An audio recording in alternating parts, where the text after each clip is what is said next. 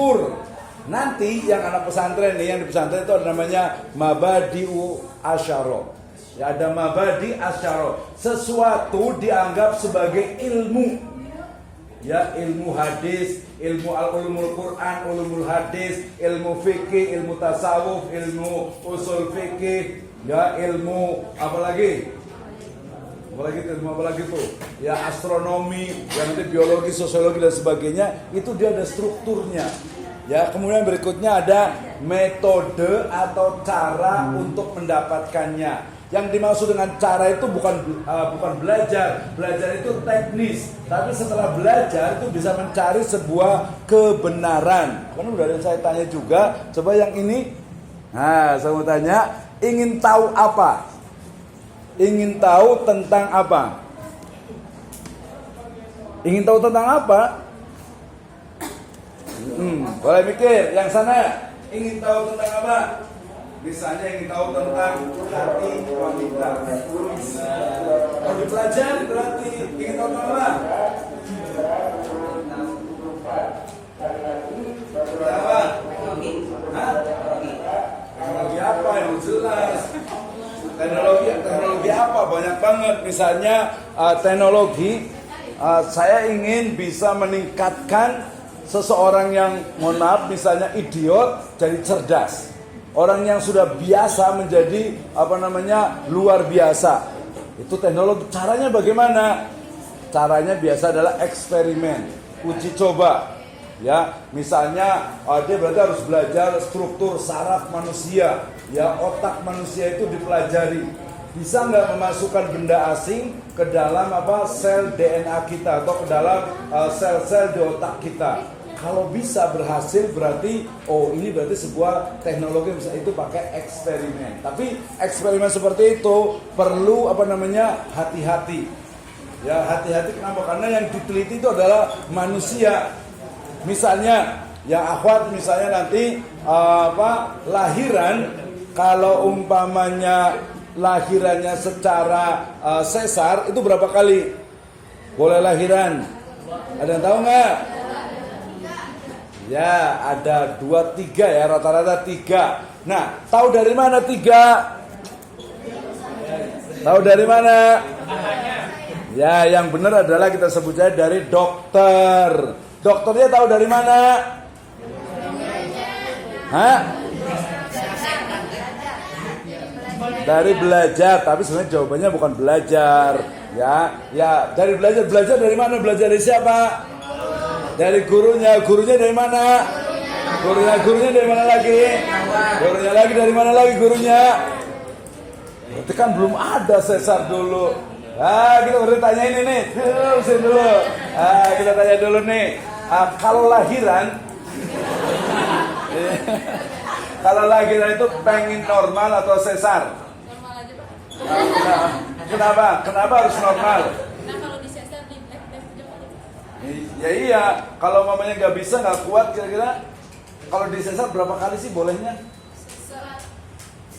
Berapa kali? Soalnya sobek ada 10 kali. Nyambung jadi bisa dibuka ini ya. Tahu dari mana? Oh, kakaknya 3 kali. Oh, berarti kalau kakak itu berarti berdasarkan interview wawancara. Kakaknya tahu dari mana? Kakaknya tahu dari mana? Iya. Jangan lihat sih, nanti kerekam nanti. Nanti viral, bahaya nanti. Kira-kira dari mana? Kakaknya tahu dari mana? Kalau mamanya sesar itu 3 kali. 3 atau 4 tadi? 3. Oh, anaknya 3. Setelah itu nggak bisa.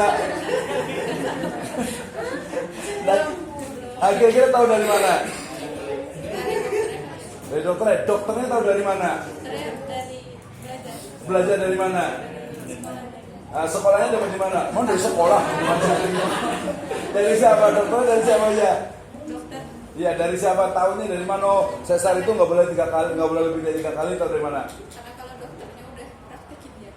Oh, praktekin, nyobek 3 kali gitu ya? Udah, maksudnya apa sih? Pengalaman kali ya di bidangnya. Pengalaman, berarti Oden sendiri ya. Sudah, terima kasih. Itu namanya juga eksperimen atau experience ya. Eksperimen ya sekarang. Kalau eksperimen berarti dia adalah uji cobanya. Kalau experience itu adalah apa? Pengalamannya. Banyak nggak korbannya kira-kira? Ini banyak deh ya yang meninggal gitu ya, atau mungkin sampai ada yang infeksi gitu kali ya, gitu, atau mungkin ada yang lubang dikit, ususnya keluar dikit, ambil lagi. Gitu.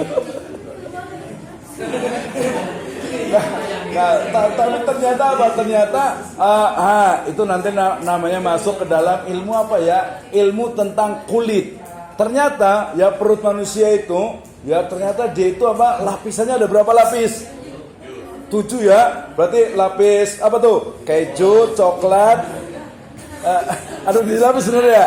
Iya benar, ada 7 lapis. Itu juga dipelajari dulu. Jadi ketika pembedahan bahkan itu dari mulai sejak zamannya Ibnu Sina, ya kan ya. Jadi Ibnu Sina itu tapi hati-hati juga namanya dalam Islam itu. Jadi disobek dulu. Oh ini lapisan pertama rasa keju ya, lapisan keduanya terus sampai ke dalamnya. Jadi biar agar tidak terjadi infeksi. Ya gitu, termasuk juga itu kalau yang akhwat ya. Kalau yang laki-laki yang ikhwan itu sunat ya, di khitan zaman dulu. Kira-kira Nabi Ibrahim itu di sunatnya, di khitannya pakai apa ya? Pakai batu, lecet-lecet kali. Diketok pakai batu kali gitu. Nah, metodologi. Saya kebetulan pernah penelitian yang bersama cerita penelitian di Baduy. Di Baduy itu kan dia sunat semuanya gitu. Ternyata modelnya itu berbeda. Sekarang udah pakai laser, udah pakai apalagi tuh. Pokoknya banyak teknologi lah gitu ya. Banyak teknologi gitu. Nah, sehingga itu juga ternyata jadi korban banyak sekali. Ada yang tahu di zaman dulu itu ada kisah menarik yang kemarin saya pernah cerita yang ada di Turki, yang disebut dengan ada tempatnya itu namanya harim. Kemudian yang menjaga harim itu adalah Kasim namanya. Jadi Kasim itu adalah laki-laki ya, yang dia itu dikebiri. Jadi ketika dia masih kecil, ini fakta ya. Ketika masih kecil usia 10 sampai 12 tahun, itu satu malam itu direndam di air es. Ya, direndam di air es agar apa? Agar semua bagian tubuhnya itu beku. Sudah beku, pagi-pagi langsung dipegang, langsung dipotong. Gitu. Jadi dia itu tidak bisa mengganggu perempuan lagi. Nah, itu di zamannya Turki Utsmani, sangat sadis sebenarnya itu ya, sangat sadis ya. Tidak sesuai dengan pri kemanusiaan dan pri keadilan. Iya, betul, sangat melanggar HAM. Oke ya, validity berarti validitasnya kekuatan dari ilmu pengetahuan. Ya, nanti nggak ada lagi di sini ya. Ya, ada teori tentang kebenaran. Kemarin cari sebuah kebenaran, ternyata ada yang sifatnya koherensi, ada korespondensi, ada yang pragmatis, ada yang konsensus, ada yang tadi ilahiyah. Jadi minimal ada 3. Kebenaran itu bisa diperoleh secara ilmiah, secara alamiah, dan secara ilahiyah. Ilmiah berarti paling gampangnya menggunakan angka atau statistik dengan paradigma positivisme. Alamiah adalah pengetahuan yang diperoleh dari sesuatu yang apa adanya, yang alami, yang tidak dipengaruhi oleh peneliti.